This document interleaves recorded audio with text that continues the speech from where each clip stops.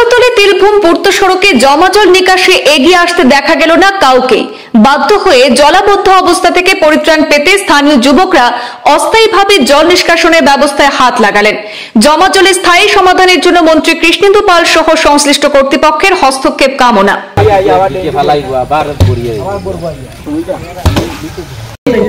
ছোট ছোট গাছ যেগুলা ওগুলা থাকবে। কাঁঠালতলী তিলভূম পূর্ত সড়কের ধলিপাড় এলাকায় বাঘুন গ্রাম পঞ্চায়েত কার্যালয় সংলগ্ন স্থানে সড়কের উপর বৃষ্টির জমা জল অনেক দিন ধরেই জমে রয়েছে। এই বৃষ্টির জমা জলে স্কুল কলেজের ছাত্রছাত্রী সহ জনসাধারণের বিভিন্ন সময় বিভিন্ন অসুবিধার সম্মুখীন হতে হচ্ছে।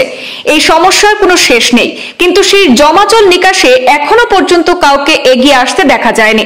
তাই আজ বাধ্য হয়ে স্থানীয় যুবকরা অস্থায়ীভাবে জল নিষ্কাশনের ব্যবস্থার জন্য হাত লাগালেন। স্থানীয় ওয়ার্ড সদস্য নন্দলাল কৈরি সহ গ্রামের 10 জন যুবক সকাল থেকে সড়কে জমা জল বের করার জন্য সড়কের পাশ দিয়ে একটি অস্থায়ী ড্রেন নির্মাণ করেন। পাশাপাশি অসম্পূর্ণ পাকা ড্রেনটিও পরিষ্কার করেন তারা। জল নিষ্কাশনের ব্যবস্থা স্বাভাবিক হয়েছে, তবে স্থানীয় যুবকদের এমন উদ্যোগকে সাধুবাদ জানিয়েছেন অনেকে। নতুন পঞ্চায়েত গঠনের পর এই জল নিষ্কাশনের স্থায়ী সমাধানের চেষ্টা করবেন বলে জানান গ্রুপ সদস্য নন্দলাল কৈরি। এদিকে স্থানীয় যুবক জন্টু কুমার নাথ জানিয়েছেন, জমা জল নিষ্কাশনের অস্থায়ী সমাধান করেছেন তারা, কিন্তু এই স্থানে জমা জলের স্থায়ী সমাধানের জন্য রাজ্যের মন্ত্রী কৃষ্ণেন্দু পাল সহ সংশ্লিষ্ট কর্তৃপক্ষের আশু হস্তক্ষেপ তারা কামনা করেছেন। যেখানে জল পড়ে এই জায়গাটার মালিক আমি, কিন্তু এখানে পড়ার পরে হয় কিটা আমরা তো নিজে খেত করি না, বাড়ি ঘরে খেত করে, কিন্তু খেত করে না এখানে রাস্তাতে যে মাটি উটি সব গিয়ে নষ্ট হয়ে যায়। আমি তো দিছি না, না দিতে আমার খুব রিকোয়েস্ট করছে।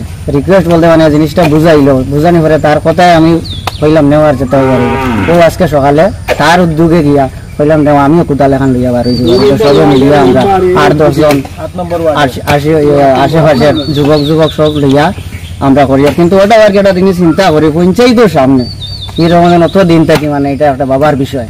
এখানে জল যাওয়ার রাস্তা, এটা আমরা অস্থায়ীভাবে একটা রাস্তা বাইর করছি, এটা সরকারের কাছে এটাই আমরা আবেদন থাকবো যে এটা স্থায়ীভাবে জলটা যাওয়ার একটা রাস্তা করিয়া দেওয়ার জন্য। অন্যদিকে জমা জলের জায়গায় রাস্তায় বেহাল অংশ মেরামতির কাজ কয়েকদিনের মধ্যে শুরু হবে বলে জানিয়েছেন কাজ দেখভাল করার দায়িত্বে থাকা ব্যক্তি মানিক দাস। তিনি বলেন, বেহাল অংশ ঢালাই দিয়ে মেরামতি করা হবে শীঘ্রই।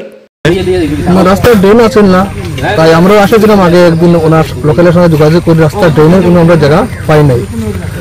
পরে আমরা ডাঙর কথা নিয়ে একদিন মাস্টারের বাড়ি আছে, ওনার সাথে আলাপ করে ওনার জায়গার সাইডে দিয়ে ড্রেনের ব্যবস্থা করেছিলাম, কিন্তু বৃষ্টির কারণে আমরা আসতে পারি নাই।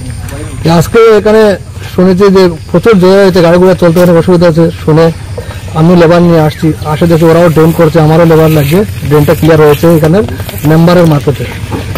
আর বাকি যেটা রাস্তা আছে এটা মেনটেন্যান্স আমরা ঢালাই করবো, মেডেল দিয়ে এটা আমরা ঢালাই করবো। কালকে দিন ভালো থাকে, কালকে থেকে শুরু করবো।